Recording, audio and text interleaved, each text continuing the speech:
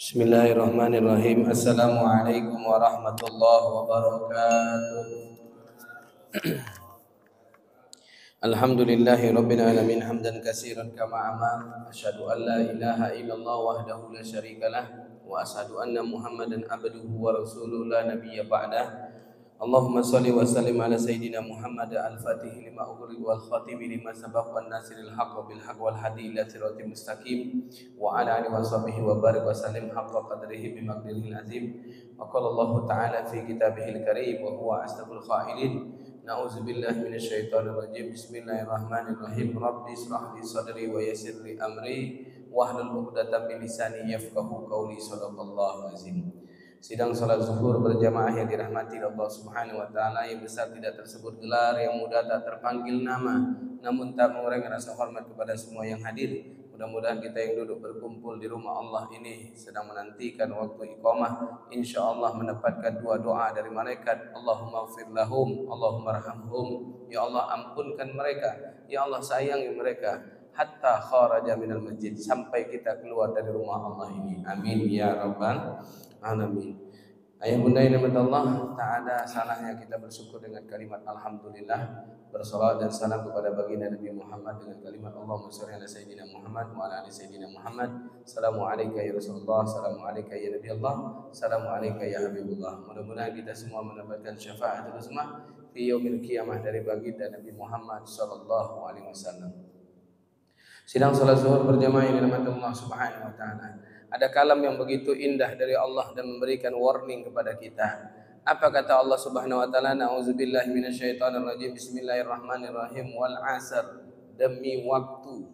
Innal insana lafi khusr. Sesungguhnya manusia itu dalam keadaan merugi. Kenapa Allah hubungkan waktu dengan manusia dan menjadi rugi? Karena ternyata selama ini banyak di antara kita yang Allah titipkan amanah untuk ibadah, namun kita lalai kepada Allah Subhanahu wa taala. Banyak orang yang mampu mencari rezeki 24 jam, tapi dia tak sanggup mendatangi yang Maha memberi rezeki. Banyak orang yang mampu pergi pagi pulang petang untuk urusan dunianya, namun banyak orang yang tak mampu untuk mengejar yang menciptakan dunia beserta isinya. Berapa banyak orang yang mati-matian untuk mengejar hawa nafsunya berupa jabatan, tapi dia tidak mampu mendatangi orang zat yang memberikan dia nafsu dan yang memberikan jabatan, yaitu Allah Subhanahu wa taala. Maka sidang salat zuhur yang berjamaah yang Allah Subhanahu wa taala, Allah warning kita, wal 'asr innal insana lafi khusr illal ladzina amanu wa amilus solihati wa tawassaw bil haqq wa tawassaw bil sabr.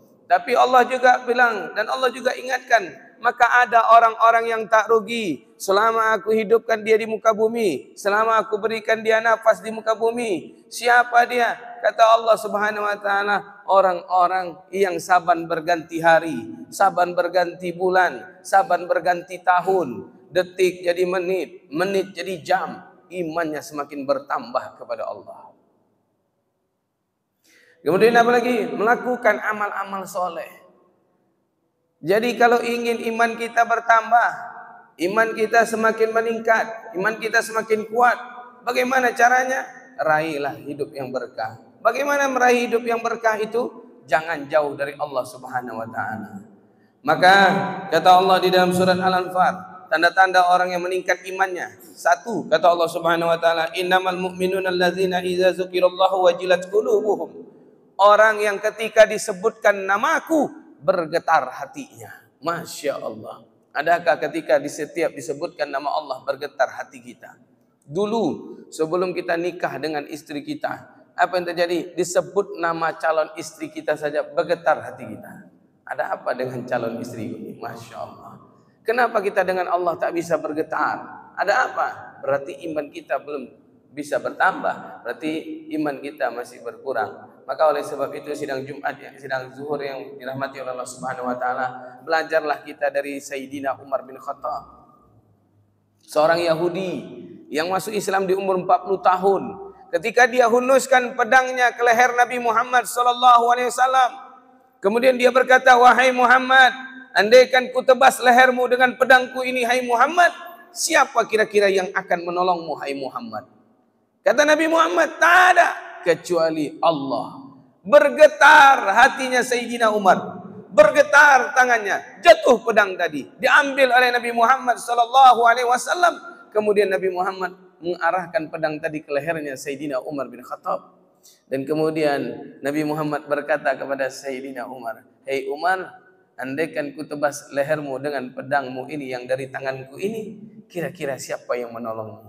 Tak ada ya Rasulullah, kecuali engkau yang memaafkan.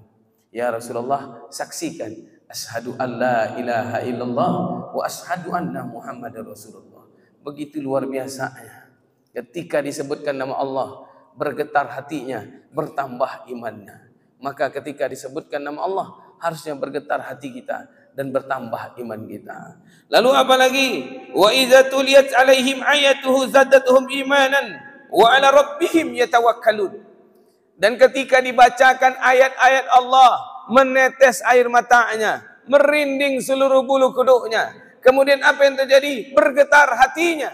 Dan kemudian apa yang terjadi? Bertambah imannya. Berapa banyak orang-orang yang dibacakan ayat-ayat Allah. Semakin kencang yang membaca surat, semakin kencang yang membaca Al-Quran, semakin kencang pula dia bercerita. Masya Allah.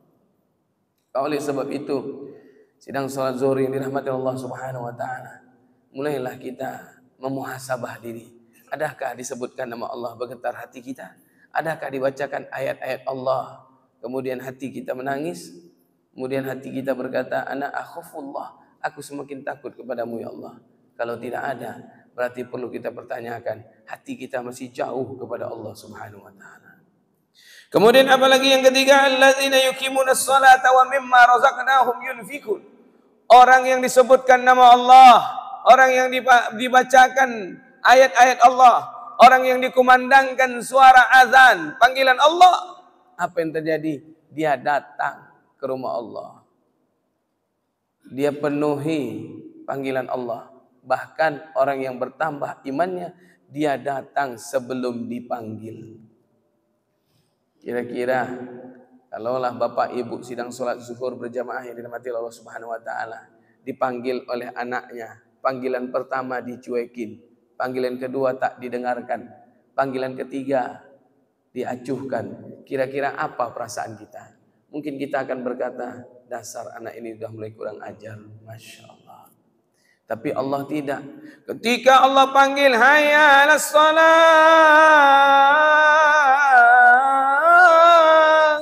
apa yang terjadi? Kita cuek pak, sibuk dengan dagangan kita. Datang malaikat Israel, ya Rabb, engkau dicuekin, aku tidak sanggup ya Allah. Izinkan aku cabut nyawanya ya Allah. Kata Allah, jangan. Hari ini dagangannya sedang ramai, biarkan saja. Besok dia datang. Masya Allah. Begitu indahnya Allah. Begitu rahmatnya Allah. Kemudian apa lagi? Besok dipanggil lagi. Kemudian kita cuek lagi. Kemudian apa kata malaikat Israel? Ya Rabb, udah 2 kali kau dicuekinnya ya Rabb. Izinkan aku cabut nyamanya ya Rabb. Jangan. Karena dagangannya ramai, karena dagangannya habis, dia kecapean. Biarin saja. Besok dia datang. Hai Israel, ya Allah. Besok kita tak datang lagi. Lalu apa yang terjadi? Israel pun masih marah. Ya Rabb, izinkan ku cabut nyawanya ya Rabb. Apa kata Allah? Jangan. Hatinya sudah terpaut dengan rumahku, tapi langkah kakinya masih berat. Masya Allah. Yakinlah hai Israel, besok dia datang. Maka lihat, Bapak Ibu sidang salat zuhur berjamaah yang dirahmati Allah Subhanahu wa taala. Ternyata orang yang bertambah imannya, orang yang datang sebelum dipanggil oleh Allah. Maka oleh sebab itu, muhasabahlah diri kita. Di sisa umur kita ini, hampir berganti tahun 2002 dengan 2023 ini. Tanyakan hati kita. Katakan kepada diri kita, adakah selama ini aku datang sebelum dipanggil atau aku datang terlambat setelah dipanggil? Lihat Bapak Ibu yang dirahmati Allah, betapa bangganya pasti dengan anaknya. Ketika Bapak Ibu hendak ingin memanggil anak Bapak Ibu, tahu-tahu bunyi klakson mobilnya di depan. Kemudian mohon maaf dia bawa makanan kesukaan Bapak Ibu. Dia berikan Bapak Ibu hadiah. Masya Allah. Dibawanya pula anak-anak Bapak Ibu yang menjadi cucunya Bapak Ibu. Dipeluk sama cucu. Kakek, nenek. Masya Allah. Pasti kita katakan, ya Rabb, betapa luar biasanya anakku ini ya Allah. Alun takile la takallam. Masya Allah. Baru mau nelpon dia udah datang. Begitu luar biasa ya Rabb. Maka begitu juga Allah. Ketika kita datang sebelum datang panggilannya, betapa bangganya dia. Dia katakan kepada malaikat, ya malaikati rahmah. Wahai malaikat-malaikat rahmatku fis sama'i wal ard, yang ada di langit, wahai malaikat yang ada di bumi. Unzuru ila hadzal ummati wa ala abdi. Kau pandanglah umatku itu. Kau lihatlah umatku itu, hambaku itu yang ada di Masjid Darul Aman. Belum lagi azan sudah datang dia. Belum lagi iqamah sudah duduk dia dengar pengajian. Masya Allah. Ternyata kita dibangga-banggakan dan turunlah malaikat, Allah perintahkan mendoakan kita dengan kalimat Allahumma ighfir lahum, Allahumma arhamhum. Ya Allah, ampunkanlah mereka yang ada di dalam Masjid Darul Aman. Ya Allah, sayangi mereka yang ada di dalam Masjid Darul Aman.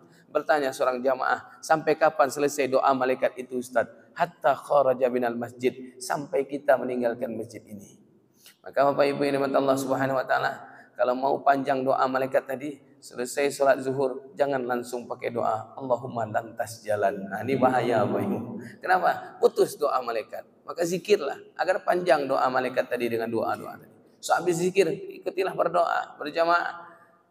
Sehabis doa berjamaah mungkin baca Quran sebentar. Agar apa? Agar malaikat tadi panjang mendoakan kita. Maka lihat sidang salat zuhur yang dirahmati Allah Subhanahu wa taala.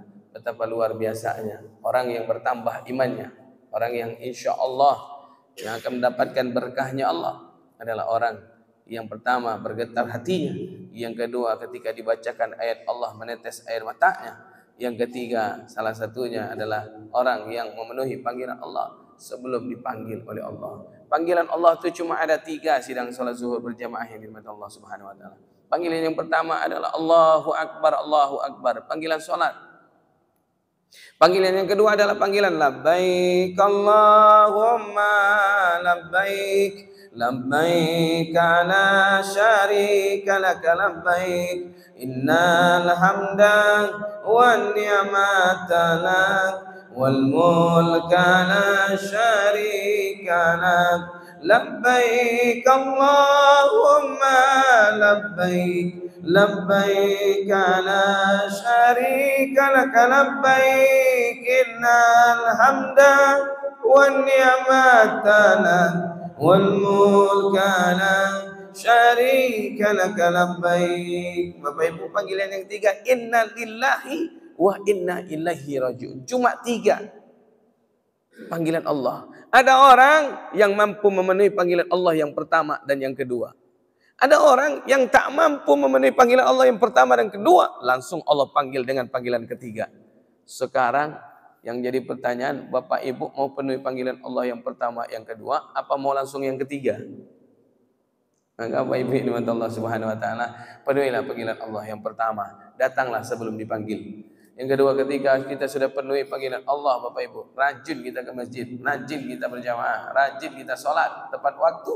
Insya Allah, Allah mudahkan kita bisa berjamaah di rumahnya, yaitu di Baitullah. Insya Allah. Dan pulang kita tidak lain tidak bukan al-hajju mabrurun, haji yang mabrur, laisa lahu jazaa'un ila jannah, tak ada balasannya kecuali surga. Allah berikan surga dunia yaitu husnul khatimah.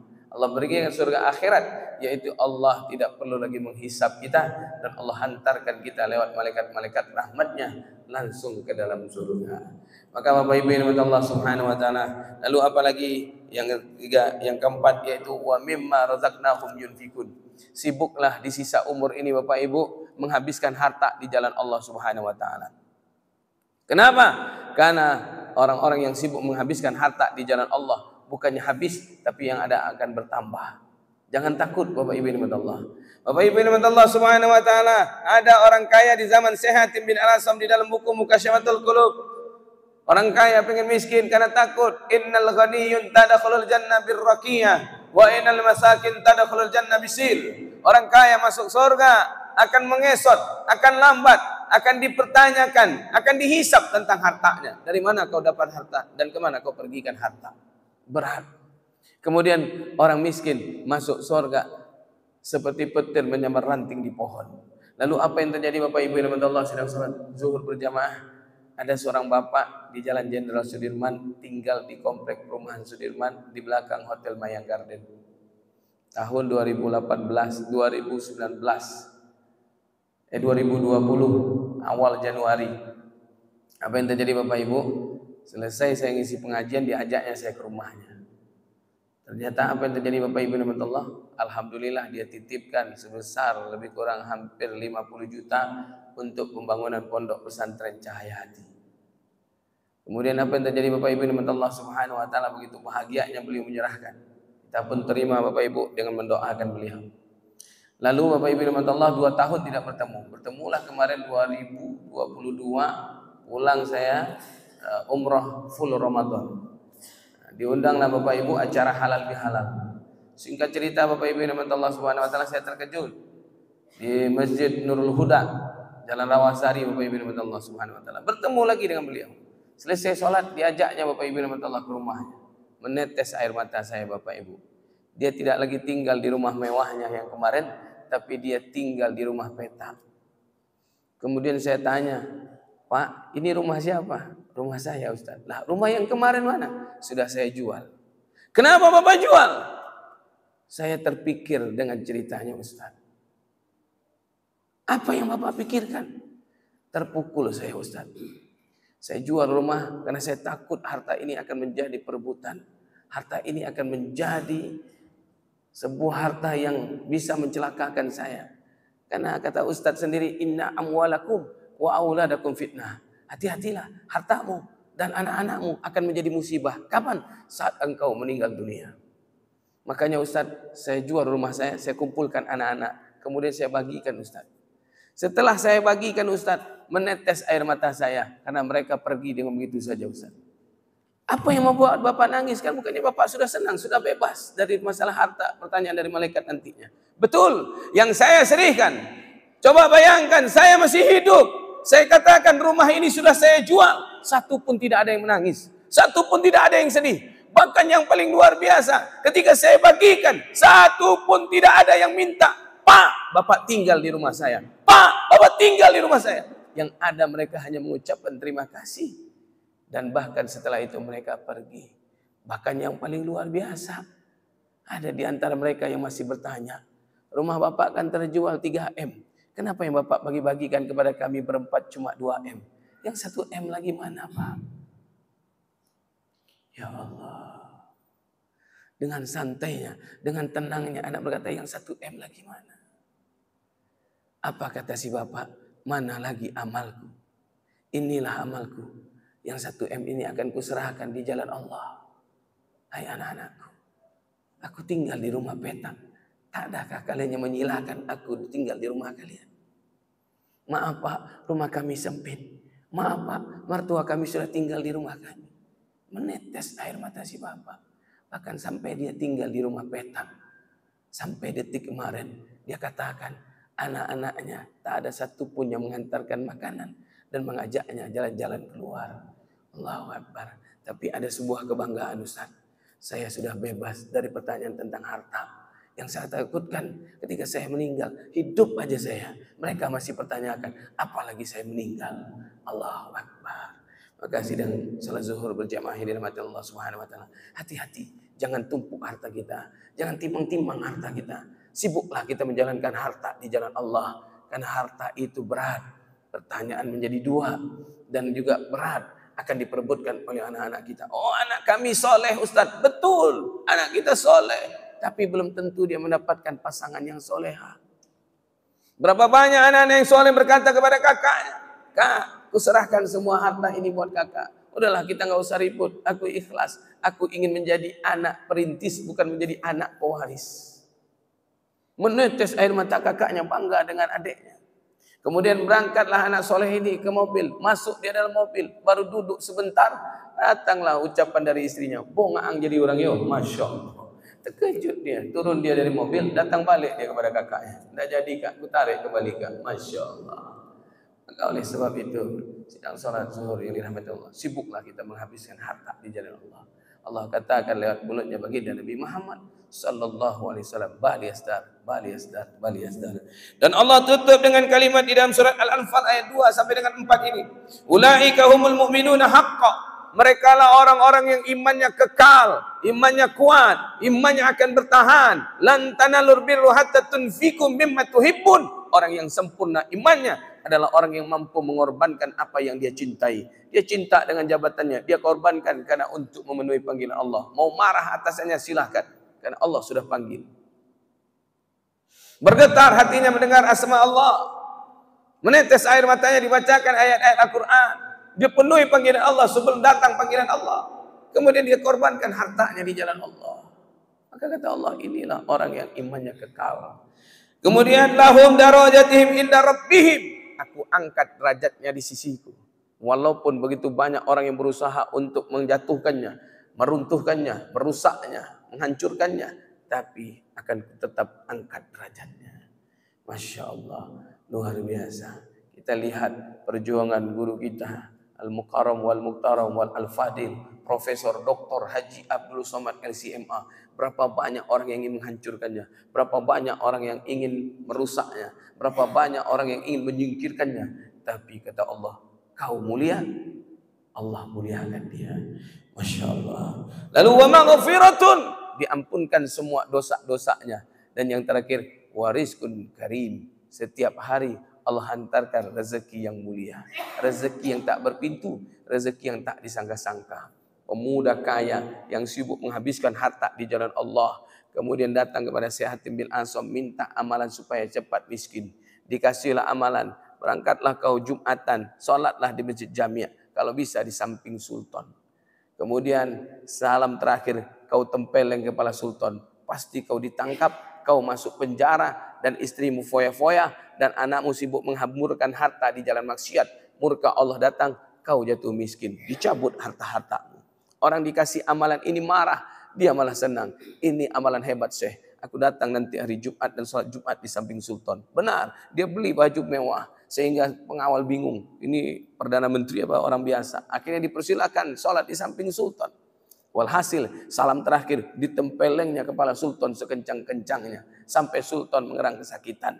Lalu apa yang terjadi? Ditangkap dia sama pengawal, diseret keluar. Walhasil sholat Jumat tidak pakai zikir dan tidak pakai doa. Kenapa? Semua orang ingin melihat diapakan si pemuda kaya ini. Ketika hendak dicambuk, sultan berkata, hei pengawal, jangan kau sakitin dia. Kenapa? Dia orang baik. Kok bisa kau katakan dia orang baik? Tadi waktu aku menggunakan mahkota yang sudah lama tidak kupakai, tanpa kulihat dan kupasang, kemudian aku takbir, kubaca Fatihah. Lalu apa yang terjadi? Jatuhlah kalajengking di atas kepalaku. Kemudian aku berdoa kepada Allah, ya Allah, jangan kau izinkan kalajengking ini menggigit kepalaku ya Allah. Dan tolong sampai salam terakhir ya Allah, ada yang bisa menyelamatkanku ya Allah. Gayung bersambut, orang di sebelahnya langsung mentempeleng kepalanya. Terpental mahkota tadi, terpental kalajengking tadi. Aku pun selamat, hai pengawal. Wahai pengawal, wahai imam masjid, wahai para jamaah masjid Jami', saksikan dunia dan akhirat. Separuh dari harta kekayaanku akan kuserahkan kepada pemuda ini. Masya Allah. Padahal tadi dia pengen miskin. Yang ada tambah kaya. Mau tidak bapak-bapak kaya seperti itu, Pak? Mau tidak bapak-bapak kaya seperti itu, Pak? Halo, masih ada orang? Mau bapak-bapak kaya tidak seperti itu? Kalau mau bapak-bapak kaya seperti itu, sholatlah bapak di kantor wali kota, sholat di samping wali kota. Selesai salam terakhir tempeleng kepalanya. Kau izinkan joker juga baru. Masya Allah. Ya Bapak Ibu, ini rahmat Allah Subhanahu Wa Taala. Biar dicabut izinnya, Pak. Ya, ini izinnya gantung karena sudah dikeluarkan, tidak bisa dicabut. Masya Allah, luar biasa. Apa yang terjadi di dalam sana? Betapa luar biasa dan dahsyatnya. Bapak Ibu, ini rahmat Allah. Semua yang isi di dalamnya adalah maksiat. Maka jika itu dibuka, mari sama-sama kita berbondong-bondong Pak, agar Allah turunkan berkah di kampung ini. Karena kalau sudah banyak tempat maksiat, Allah tak pandang lagi. Mau orang soleh, mau orang toleh, semuanya Allah timpakan azab. Kenapa? Banyak orang toleh diam. Padahal harusnya man ra'a minkum munkaran falyughayyir wa bilisan. Ketika kau melihat kemungkaran, rubahlah dengan mulut. Wa biyadih, enggak sanggup dengan tanda tanganmu. Ini tidak dia pula yang tanda tangan izinnya Pak. Insya Allah. Kemudian Nabi qalbi dengan doa. Kita doakan mudah-mudahan hati-hati penjabat kita yang akan datang tidak mengizinkan tempat-tempat maksiat dibuka lagi. Insya Allah minal aminin. Maka sidang salat zuhur ini dirahmati Allah Subhanahu wa taala. Saban berganti hari, saban berganti bulan, saban berganti tahun. Harusnya iman kita semakin meningkat dan semakin dekat dengan Allah. Allah bersumpah di dalam surat Al-A'raf ayat 96 dan ini penutup kita. Walau anna ahlal qura amanu wattaqau lafatahna alaihim barakatin minas sama'i wal ardh. Jikalau penduduk bumi itu semakin beriman kepada Allah, semakin bertakwa kepada Allah, semakin takut kepada aku, kata Allah. Dia tutup tempat-tempat maksiat, dia tidak lakukan maksiat, bergetar hatinya disebutkan nama aku, kata Allah. Aku akan curahkan keberkahan dari langit sampai ke bumi.